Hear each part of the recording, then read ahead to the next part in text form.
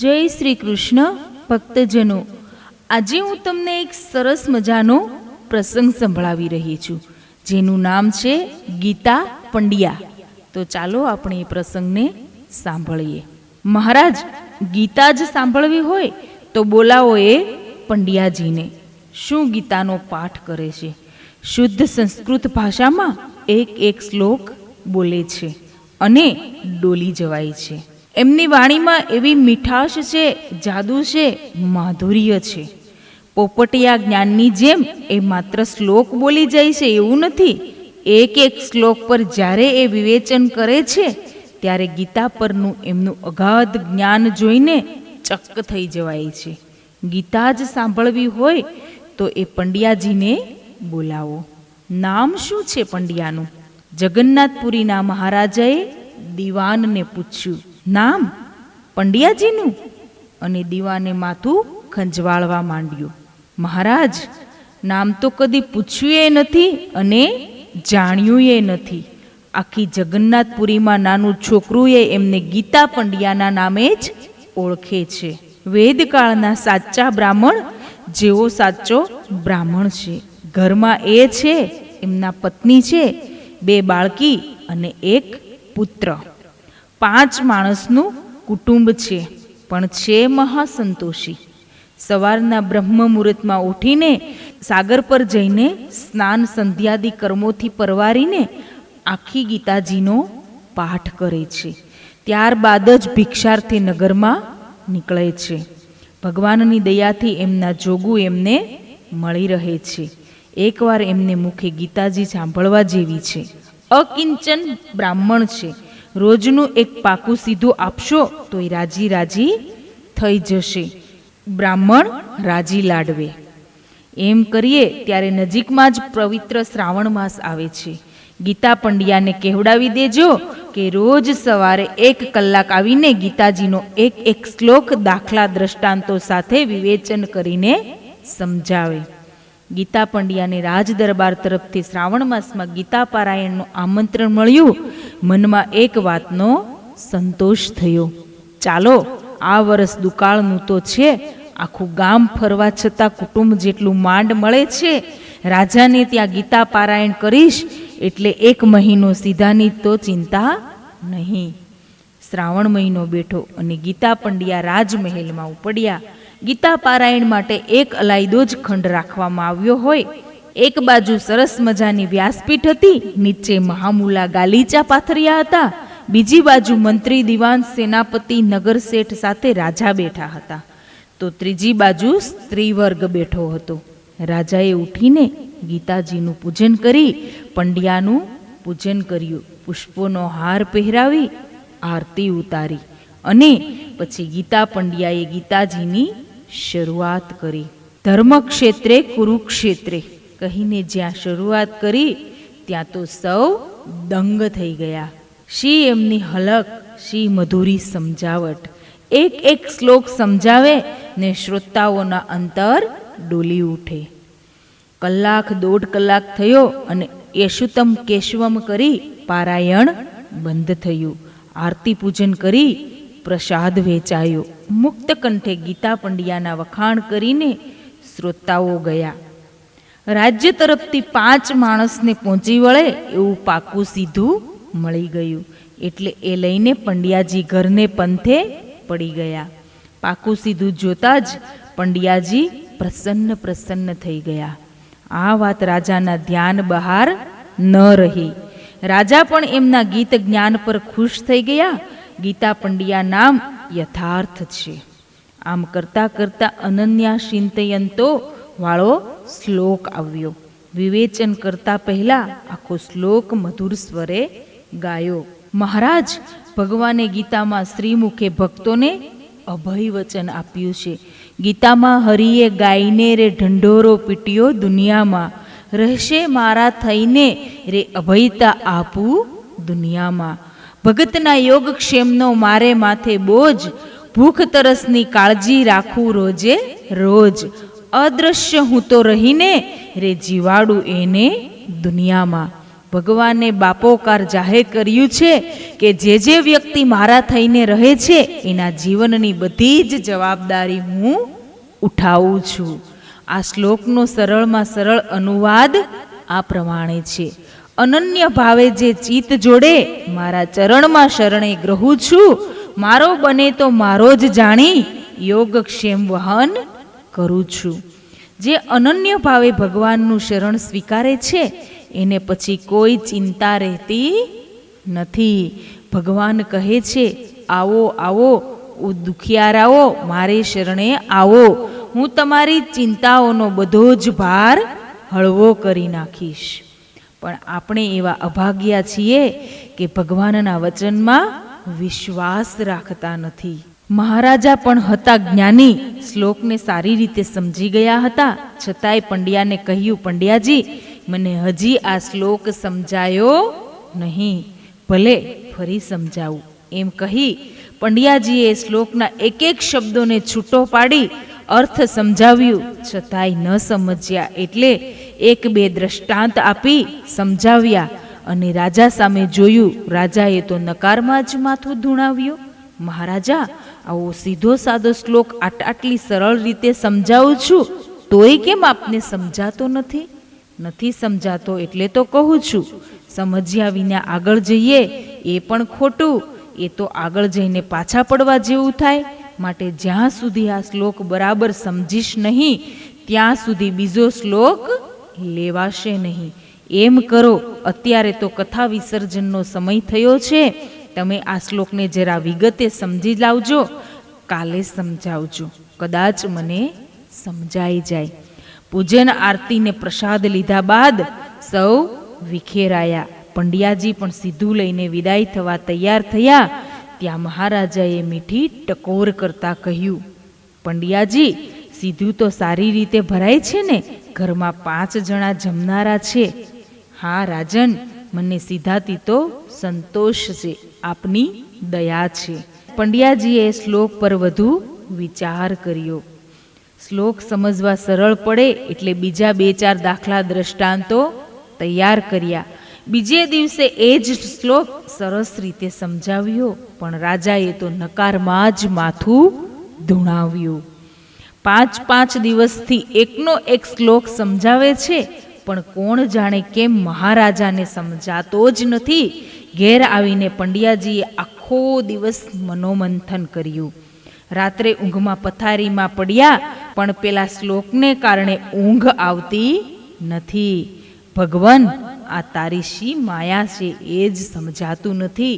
આટલી સરળતાથી સમજાવું છું, એક એક શબ્દ નોખો પાડી પાડીને સમજાવું છું, દાખલા દ્રષ્ટાંતો આપું છું, છતાંય રાજા સમજતા નથી અને વાત કેમ વધારે ગૂંચાઈ છે. ત્યાં તો પંડ્યાજીના અંતરમાં ઝબકારો થયો. અરે 5 દિવસ શું, 5 વર્ષ તું આમ સમજાવતો રહીશ તોય મહારાજા સમજશે નહીં. તું વ્યાસપીઠ પર બેસીને વાતો મોટી મોટી કરે છે, ભગવાન પર અવિચળ વિશ્વાસની વાતો કરે છે, અને એક પાશેર સીધા માટે રાજાના મુખ સામે તું જ તાકી રહે છે. પોતાના 2 હાથે આપી આપીને માનવી કેટલું આપશે? માનવીને તો માત્ર 2 જ હાથ છે, જ્યારે હરિને તો 1000 હાથ છે. એ આપવા બેસે ત્યારે ભક્તને ન્યાલ કરી નાખે છે. આવા સર્વેશ્વર શ્રી હરિનો આશ્રય છોડીને હું એક પામર રાજાને આશ્રયે રહ્યો. ગીતામાં ઢંઢેરો પીટીને જેણે બાપોકાર જાહેર કર્યું છે એ શું મને આ દુકાળમાં ભૂખ્યો રાખશે? પંડ્યાજીએ મન સાથે નિશ્ચય કરી લીધો, ભલે થવાનું હોય તે થાય, ગીતા પારાયણ તો કરવું, પણ સીધાની આશા ન રાખવી. એને આપવું હશે તો ગમે તે રસ્તે આપશે, જોવું તો ખરો એનું વચન કેવી રીતે નિભાવે છે. પંડ્યાજી બીજે દિવસે રાજમહેલમાં ગયા.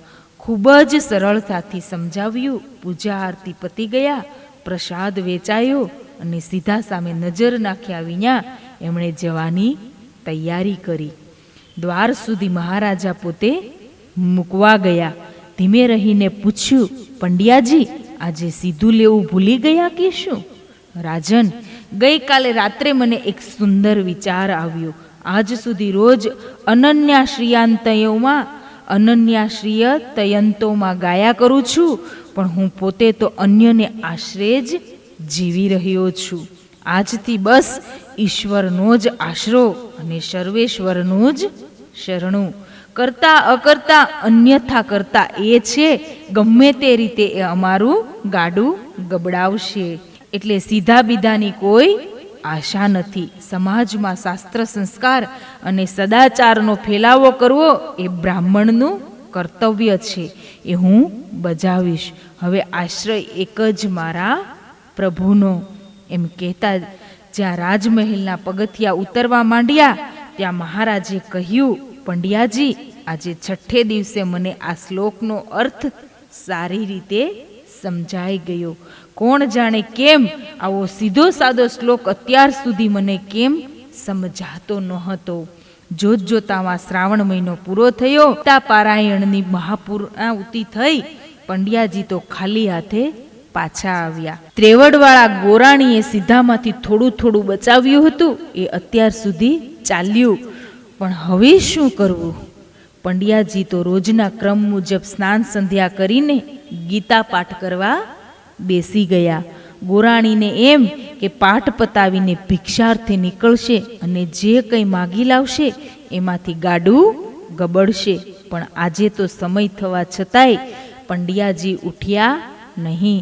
ગોરાણીએ બૂમ મારી, સાંભળો છો, તમારો ગીતા પાઠ પૂરો થયો કે નહીં? હવે જોડી લઈને 2-4 ઘેર ભિક્ષા માગી લાવો, તો છોકરાઓ એને આપણે ખાવા ભેગા થઈએ. ગોરાણીએ કહ્યું, પણ ગીતા પંડ્યાએ કંઈ ગણકાર્યું નહીં. એ તો જેમ બેઠા હતા એમ જ નિષ્ફળ મને બેસી રહ્યા. એ દિવસે તો આડોશી પાડોશીઓને ત્યાંથી ઊંચીનું લાવીને રસોઈ બનાવી લીધી અને સૌ જમ્યા. બીજે દિવસે પાછી ગોરાણીની બૂમ પડી, સાંભળો છો? હા કેમ? હા કેમ શું પૂછો છો? સમય થયો. ગોરાણીએ જરા ગરમ થતાં કહ્યું. શાનો સમય? પંડ્યાજીએ શાંતિથી પૂછ્યું. આ જોડી લઈને ભિક્ષા માગવા જવાનો. મારે હવે નથી જવું. કેમ? બસ કેમ? બસ એમ તો પછી ખાશું શું? દેવી, જેણે દાંત આપ્યા છે એ ચાવણું પણ અચૂક આપશે જ. ગોરાણી એ દિવસે તો ન બોલી. ઘરનું તૂટેલું ફૂટેલું વાસણ વેચી એના દાણા લઈ 2-4 દિવસ ઘરનું ગાડું ગબડાવ્યું. 5-6 દિવસે એને એ સવાલ આવીને ઊભો, આ તમને શાનું ભૂત ભરાયું છે? આખો દિવસ ગીતાજીને ખોલીને એકનો એક શ્લોક વાંચ્યા કરો છો. પહેલાં તો ક્યાંક ગીતા પારાયણ કરવા જતા, કર્મકાંડ કરતા, ભિક્ષા માગવા જતા. હવે તો તમે બધું જ નેવે મૂકી દીધું છે. આપણે બંને તો અડધું પડધું ખાઈને દહાડો ખેંચી કાઢીશું, પણ આ બિચારા કુમળા બાળકોનું શું? દેવી, એમ કરો, ઘરમાં કેટલાય વધારાના વાસણો પડ્યા છે એ વેચીને ઘર ચલાવો. વાસણ દાગીના રાસ રચીલું બધું વેચાઈ ગયું. આખરે ઘર પણ ગયું. છતાંય પંડ્યાજીએ ભિક્ષા માટે જોડી ન ઉપાડી તે ન જ ઉપાડી. હવે ગોરાણીનો પિત્તો બરાબરનો ગયો અને ત્રાટક્યા. આ તમે 3 છોકરાના બાપ થયા, પણ કઈ અક્કલ બક્કલ છે કે નહીં? આજ સુધી બેઠા બેઠા ડોજામાં ઓરિયા કર્યું. હવે કોઈ ભિક્ષાવૃત્તિએ જવાનો વિચાર થાય છે કે નહીં? તમારી ગીતાના એક શ્લોકે તો આપણને રસ્તે રખડતા ભિખારી કરી નાખ્યા. લાવો, ક્યાં છે શ્લોક? એમ કહીને ગોરાણીએ શ્લોક પર કલમ વડે 3 ચેકા માર્યા. અરે અરે દેવી, તમે આ શું કર્યું? તમે ગીતાના શ્લોક પર શેકા નહીં, પણ મારા નાથની ગીતાના ગાયક શ્રી કૃષ્ણની જીભ પર ચેકા માર્યા છે. આટલું બોલતા બોલતા આંખ આંસુથી ઉભરાઈ ગઈ. કૃષ્ણ કૃષ્ણ કૃષ્ણ કહેતા એ અવાક થઈ ગયા. ક્યાંય સુધી એ ગીતાજીને જોઈ રહ્યા. મનમાં અપાર વેદના જાગી. અરે, જે ઘરમાં સાક્ષાત ગોવિંદ ગીત ગોવિંદની જ મૂર્તિ સમી ગીતાજીનું આવું ભયંકર અપમાન થાય, ત્યાં મારું રહેવું નકામું. પોતાની જ સ્ત્રી આવું દુષ્કર્મ કરશે એવી તો એમને સ્વપ્ને પણ કલ્પના ના હતી. તન થરથર કંપવા લાગ્યું. માથું કૂટતા એ બોલી ઉઠ્યા, હાય હાય, આ તે શું કર્યું? કોઈની નહીં અને મારા પ્યારા પ્રભુની જીભ ઉપર તે કાપા મૂક્યા. ધિક્કાર છે મારા જીવનને. આવું જોવા છતાંય મારા દેહમાં આ પ્રાણ કેમ ટકી રહ્યો છે? નહીં નહીં, હવે તો આ ઘરમાં રહેવું એ પણ મહા પાપ છે. અન્નને અભાવે એમનું શરીર પણ અશક્ત થઈ ગયું હોવા છતાં મહાકષ્ટે તે ઘર બહાર નીકળી ગયા અને ભગવાનની ક્ષમા માગવા શ્રી જગન્નાથજીના મંદિરમાં આવ્યા. ખાવું છે કરતા ત્રણેય બાળકો માનો જીવ ખાતા ખાતા સૂઈ ગયા. ગોરાણી પણ પુત્ર પુત્રીઓનું શું થશે એ ચિંતા કરતા કરતા ત્યાં જ પડ્યા રહ્યા. સર્વંતરયામી ભક્તવત્સલ ભગવાનથી તો શું અજાણ્યું હોય? ગીતામાંનું પોતાનું વચન પાળવા અને ભક્તને સહાય કરવા, પોતાના ગોપ મિત્રોને માથે જીવન જરૂરિયાતની જુદી જુદી વસ્તુઓ ઉપાડીને અને જાતે માલ ઉપાડીને ગીતા પંડ્યાના ઘર પાસે આવીને બૂમો પાડવા લાગ્યા. ગોરાણીમાં, ઓ ગોરાણીમાં! ભૂખના દુઃખથી નંખાઈ ગયેલી, કંતાઈ ગયેલી ગોરાણી મહાપરાણે બારણે આવી. જોયું તો એ શામળો યુવક, જેની ભેટમાં બંસી ખોસી છે, ખંભે કાળી કામળી છે, માથે કાળા વાકડિયા વાળ છે, મુખ પર અનેરી મોહિની છે, હસતી હસતી આંખો છે, એ માથે ખાસ્સો મજાનો પોટલો માથે મૂકીને ઊભો ઊભો બૂમો પાડતો હતો. ગોરાણીએ હાથની સાજલી કરીને આવનાર શામળા યુવકને બરાબર નિરખ્યો અને પૂછ્યું, કેમ ભાઈ, કોનું કામ છે? ક્યાંથી આવે છે? માં, ગીતા પંડ્યાનું ઘર આજ ને? હા, કેમ? એમનું વળી શું કામ પડ્યું? ગોરાણીએ ચણકતા અવાજે પૂછ્યું. મારા શેઠના કહેવાથી એમને માટે આ સીધું સામાન લાવ્યો છું. દાળ છે, ચોખા છે, ઘઉં છે, ગોળ, ઘી, તેલ, લોટ, મરી મસાલા બધી જ વસ્તુઓ છે. હું ને મારા સખાઓ ક્યારનાય ભારે મરીએ છીએ. પહેલાં તો આ વસ્તુઓને ઘરમાં મુકાવી દો. સીધું સામાનની વાત આવતા ગોરાણીમાં અનેરું ચેતન ઉભરાય અને બોલ્યા, આવો આવો, નાહકના શા માટે ભારે મરો છો? જુઓ, દાળ, ચોખા, ઘી, તેલ, મસાલા અને આ રોકડા રૂપિયા. હા, અમારા શેઠથી જાણે અજાણે કઈ વસ્તુ રહી ગઈ હોય તો બજારમાંથી આણી શકાય ને. એટલો બધો પાર વિનાનો સામાન હતો કે જોત જોતામાં આખું ઘર ભરાઈ ગયું. ગોરાણીમાં તો પેલા શામળા યુવકને ટીકી ટીકીને જોઈ રહ્યા. કોણ જાણે કેમ મુખ પર એવી અજબ મોહિની હતી કે નજર હટાવવાનું મન થતું ન હતું.